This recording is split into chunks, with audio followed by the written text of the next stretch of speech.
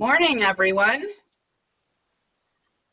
I hope everyone is having a great morning, and we're looking forward to a fun day of learning all about hemp. Today, we start off our session with Nick Stromberg. He's the founder of Beacon Hemp, an industrial hemp breeding and seed production company that specializes in feminized seed as well as high and rare cannabinoids. Nick holds a bachelor's degree in environmental horticulture and a master's degree in horticulture and agronomy. And today he's going to talk to us about what it takes to select the right genetics for your farm. As we go through the talk, you'll notice a Q&A at the bottom of your screen. Mouse over it. If you provide your questions and answers, we're going to have a live session at the end of this. So please just put them there and we'll get them asked at the end. I'm going to turn it over to Nick. Great. Thank you so much for the introduction, Kim. Let's just hop right into this.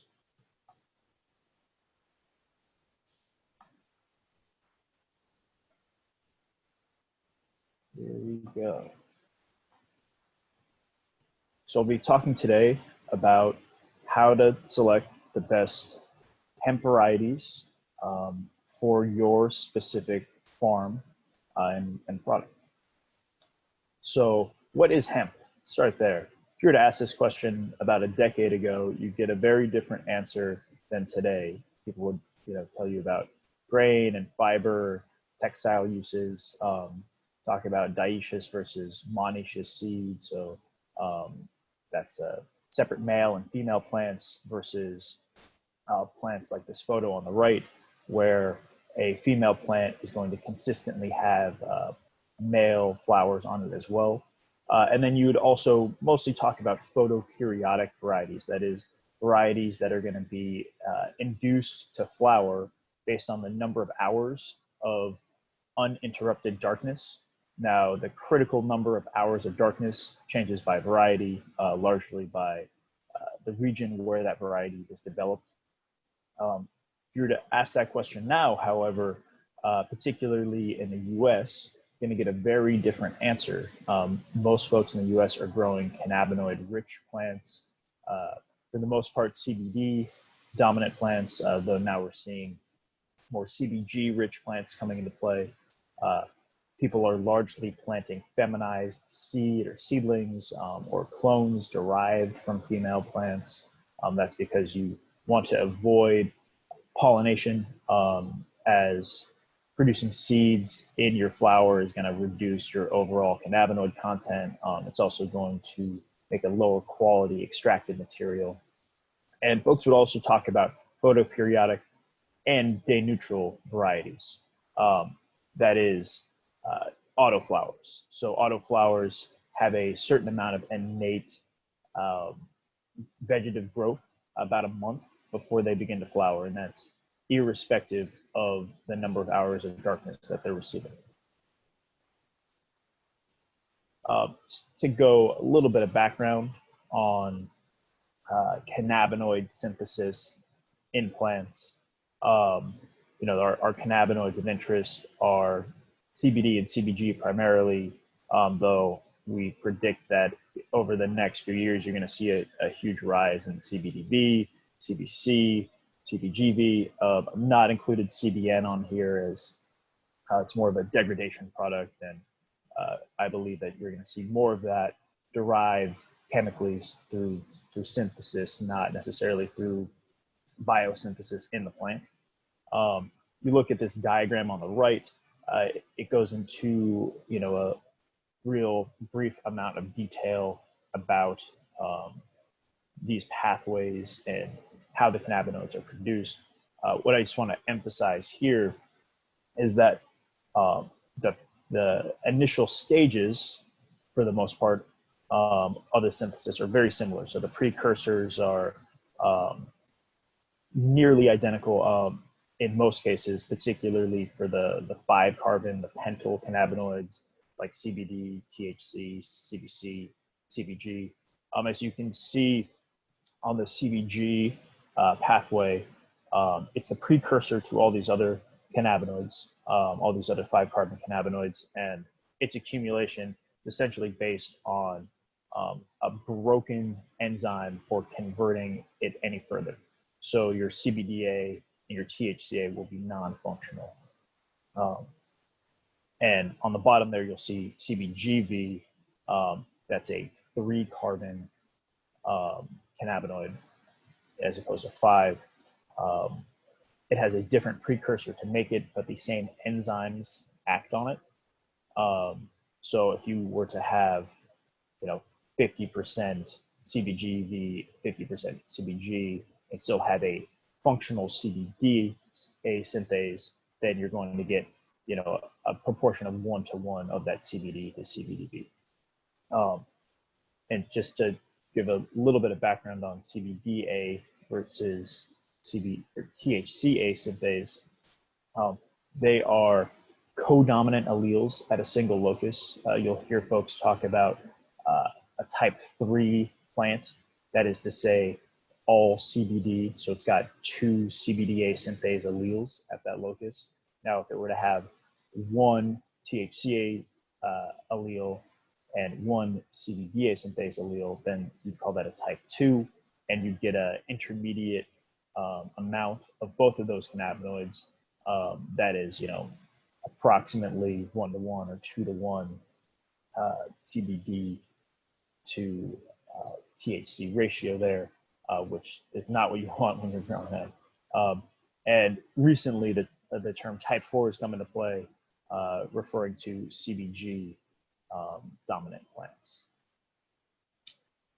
Now, some considerations for your variety selection, questions that you want to ask yourself, probably even before you get to the point of selecting your variety, just to better plan your farming program. Primarily, what's your budget? It's going to impact both the number of plants, your planting density, number of plants per acre, probably the number of acres that you're going to undertake, as well as your harvesting strategy. What type of hemp product are you growing, and who are you planning to sell it to? Are you growing for smokable flower? Are you growing for biomass? Do you have a sense of how your extractor that you'll be marketing to wants the biomass to be processed, which goes to how are you harvesting, drying, and processing it? Even whether you're talking about flower or biomass, there's 1,000 ways to skin a cat. Not all of them are going to generate as equal quality end products, and knowing if your extractor is going to take wet baled material, or if your smokable flower client is going to take machine trimmed material. These are extremely important considerations when planning out your program and selecting your genetics, making sure that you're selecting the right varieties to go into any of these markets, and how you're going to process them to make it retain as much value as possible. When is your growing season? When's your last frost, first frost? Do you need to have all of your plants out of the ground by October 1st? And what are your environmental pressures? Do you have a really wet fall, or do you have extreme heat and humidity throughout the entirety of the year? You're going to want to make sure that you're selecting genetics that are going to be appropriate for your climate, both as a growing region and the growing season. If this is your first time growing hemp, or growing hemp at a large scale, what's the most analogous crop that you grow otherwise, or that you've grown for seasons and seasons, and how can you borrow from some of what you know and how you cultivate that crop, which leads to what kind of equipment do you have access to, what bed width are you going with, are you putting down plastic mulch, all of these things that as sort of fundamental as they seem, they're all going to play into how are you going to select the best genetics for your farm and for the product you're creating. And then additionally, how are you propagating your starts? If you do not have a lot of nursery experience, we absolutely recommend working with a propagator, particularly for autoflowers, which have some special requirements in the propagation process. Additionally, for photoperiodic varieties, making sure that you're getting uniform seedlings and well-hardened seedlings is very key to ensuring success. Certificates of analysis, COAs, that's going to be one of the biggest selling points that any breeder or seed broker is going to show you. And in many cases, those official pre-harvest tests are going to be required to register your variety in your state or county. One very important consideration is to look at the CBD to THC ratio. That is the proportion of CBD to THC. And it's more or less in the mid 20s to 1 to the low 30s to 1 across the entire industry, particularly in seed form.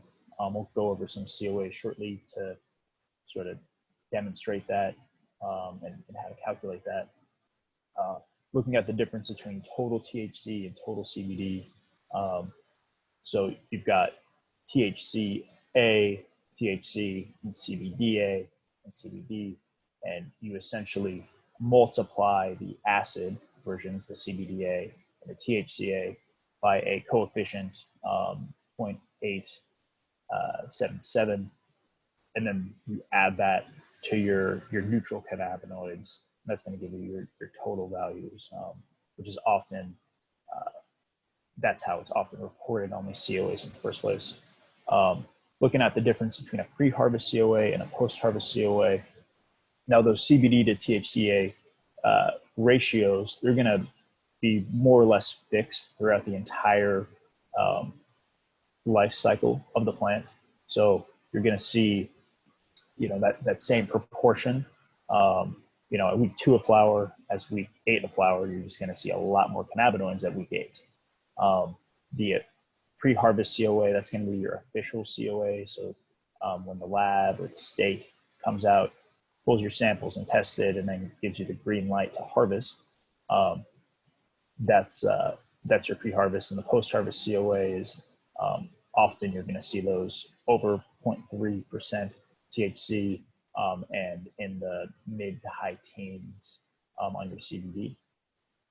The pre-harvest interval, so that's the amount of time from when that official sampling event occurs to when you need to finish harvesting by. This varies by state. The new interim final regulations call for a 15-day pre-harvest interval. Some states that are still operating under 2014 Farm Bill regs have a 30-day pre-harvest interval, and that's going to continue till the end of October this year in those states. And then Delta 9 compliance, it's a little bit of a misnomer, which is going out the window here permanently at the end of the year, but that's looking at the Delta 9 and not the total THC on that COA. But in reality, really the sentiment of the law has always been that total THC. It's been a little bit of a loophole that has been sort of closed. Looking at some COAs here, and the THC, or the CBD to THC ratio. All right, so you're just pulling the total CBD and dividing it by your THC, and that's going to land you at your ratio. So we've got on the left here, Super Haze from Oregon CBD. On the right, we have our early Susie from Beacon. As you can see, very similar total cannabinoid contents as well as that ratio. Now these are both unofficial post-harvest COAs. So that is, likely harvested approximately 30 days after that initial pre-harvest official test was taken. Here we have a official pre-harvest test of early Nueve on the left, showing compliant under 0.3% THC, and then a post-harvest COA from another crop. You can see The proportions are pretty much the same, but the total cannabinoid contents have increased. And again, just to emphasize the importance of looking at that pre-harvest COA and what it's going to mean. So those ratios, again, going to be fixed, and you're going to see continued accumulation of the cannabinoids throughout the life cycle of the plant. And, you know, essentially they're going to double or triple from the time that pre-harvest test is taken, especially if you're looking at a 30-day pre-harvest interval here. And you're going to see at the top pre-harvest hemp testing official report. So these are the COAs that will have to be submitted to your state or county to get variety approval in many states. Other key documentation to request from your breeder or seed broker. So that's going to be the license, the seed breeder license. You know, you want to make sure everyone is on the up and up and not just making their seed in a garage or in a defunct marijuana facility.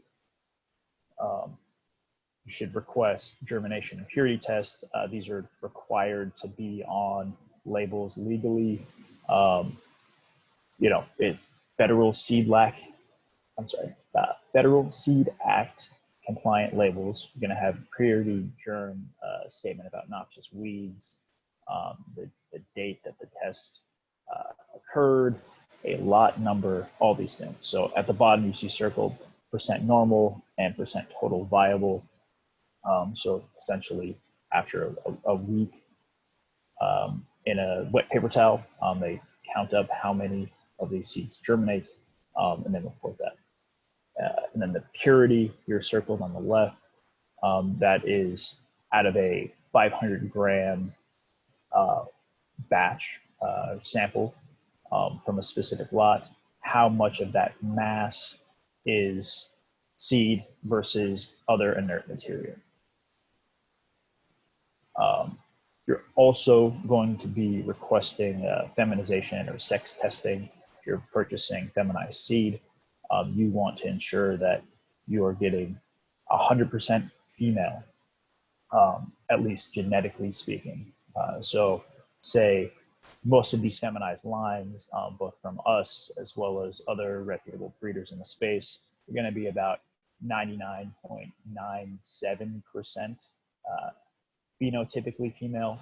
So that is, even though there's only X chromosomes in the genetics of these seeds, you're still going to find about 1 in 3,000 to 1 in 4,000, you're going to find a phenotypic male. So that is a female plant that expresses like a male.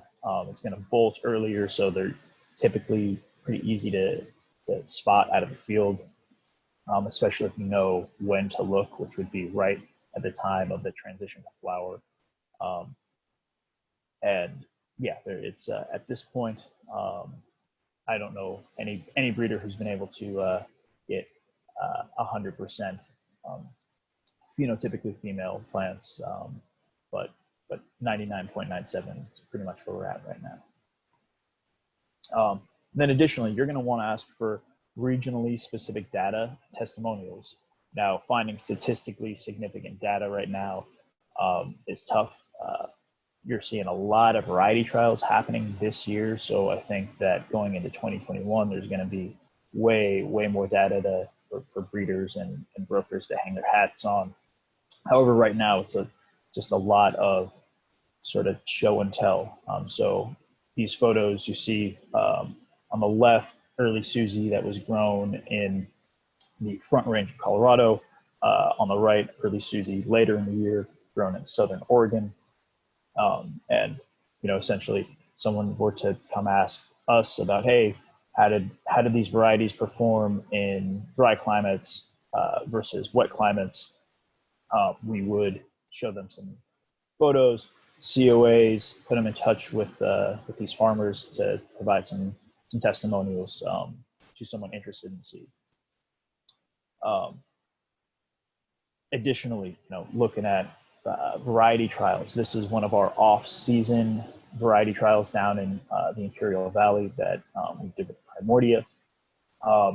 See here, 3 different varieties. We did a total of 8 in this trial.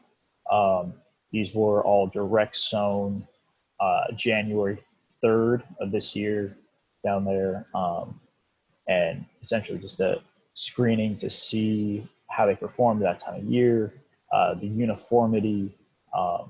We like to do this with every lot of seeds, so not just on a variety basis, but a grow out to make sure that there was no compromise in the quality of the production run.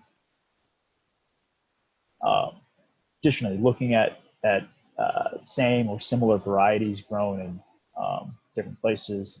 Again, on the left here, this is a winter crop of our auto-tune hybrid autoflower from this winter. And on the right is the auto tsunami grown in the Central Coast last summer and fall. So again, just as much data as you can possibly get your hands on testimonials. And then lastly, you want to get to know your breeder. And if you're going through a broker, hopefully you can still establish a direct conversation with the breeder. You want to ask them about their breeding practices, see how, obviously nobody's going to give you the entirety of the secret sauce, but there's a lot of information that they should be able to provide about the pedigree of their seed, the background, how long they've been working on, one variety or another, a little bit about their methods. Here you see some pollination bags and from a selfing trial. So, essentially a early step in the development process of a variety to increase homozygosity and ultimately end up with a more uniform line or hybrid based on that work done generations prior. And then you're also going to want to ask them a little bit about their production. Are these seeds made in the field? Are they made in the greenhouse? Where, when, how? This is one of our larger production sites from last year. It's a production of auto pivot that we did on the Central Coast. You can see here, got the pollen donating plants. See the pollen sacs, the yellow things popping up, every 10 plants or so, and all done in the greenhouse, remote area, no risk of cross-pollination as reflected in the feminization test as well.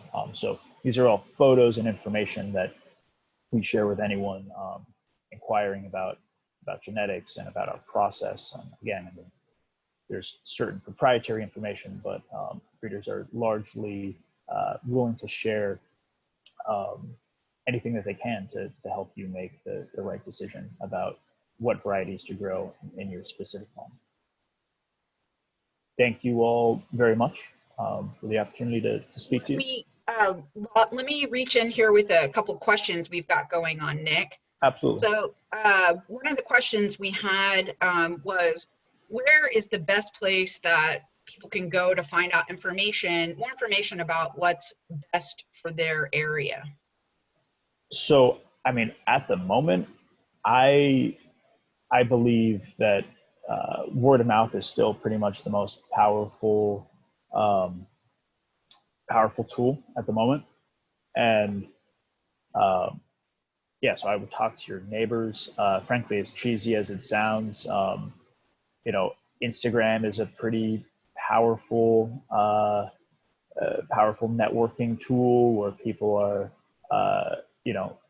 happy to educate each other and share their experiences. And if you can get past some of the chest thumping from time to time, I think there's some really valuable information shared on there as well. Like I said, at some point, university information is going to become kind of the gold standard. Right now, I'm not super impressed with the information that's been generated, frankly. But I think that that's just a matter of resources being allocated to it, and the fact that it's pretty new, pretty nascent. Not a ton of universities looking particularly at cannabinoid-rich hemp, but I think that that's going to change going into 2021, and several ag-centric universities are going to have a ton of great information to share based on the variety trials from this year. I would also say that you can send an email to Imperial Seedlings. We have a lot of genetics advisement inside of our offerings. It's info@imperialseedlings.com. We've got a few minutes left. Just to address everyone's question, are you going to receive a copy of the presentation? Absolutely. Everyone will have access to the video so that you can absorb it in your own amount of time. People are saying it's a lot of information to go over. Can hemp be bred in a vertical farm? I don't understand necessarily what a vertical farm is, but I bet you do, Nick. Yeah, so a vertical farm is basically a stacked, as usually you'll see like on pallet racks and artificial light in a warehouse situation. Yes, you can both make seed and breed in that kind of situation. I'd say it's probably more conducive to seed production than breeding, because in breeding, if you're to do a bunch of successive generations in there and make selections out of it, you're not necessarily going to be selecting for characteristics and traits that are going to be relevant in the field. But yeah, it's definitely something that could be done. Okay, wonderful. And then, Kim, if you don't mind, there's one last question here. It says, any seed that does better in high humidity climates. Our early series, so that'd be the early Susie, early Remedy, early Spectrum, and so on. Early Nueve did incredibly well, both in the extremely wet late summer and fall that we had in Oregon last year, as well as Alabama, Wisconsin, Vermont, Illinois, Tennessee, Minnesota. I could go on. A lot of states that either have a lot of heat and humidity throughout the entirety of the season, or have extremely wet falls. Our early series performed extremely well. All of the hybrids that have been pollinated by our auto tsunami with our clonal accessions, held up to the humidity and fall rain with very, very limited botrytis, and essentially have been selected and produced in order to thrive in those kind of climates. We probably have time for one last question. I see a question at the bottom there talking about a lot of production going on in the northern and cooler climate states, talking about breeders that have varieties suitable to southern climate. So I know of a couple of breeders that are working out of the South right now, though there haven't been a ton of generations of selection. It's my understanding that clonal planting from clones has been pretty popular down there. I think we're going to see a lot more now that there's more states in the South that have opened up to hemp production. I think we're going to see a lot more selection for it. But again, I mean, although our early series is not produced down there or selected out of that specific climate, we've seen great results from our early series line in the South last year, and I anticipate we will again see that this year. Nice. Well, thank you so much, Nick, for your time. I really appreciate it. I hope everybody learned a lot. Next session will begin at 10:15 Central Standard Time, where we'll be going over seedlings versus clones versus transplants. And I just want to tell Nick, I appreciate your time. I hope everyone has a great day. Look for a copy of this presentation when we upload it to YouTube. And I hope everybody has a great day. We'll see you at the next session. Thank you so much, Kim. Thanks, everybody. Bye-bye.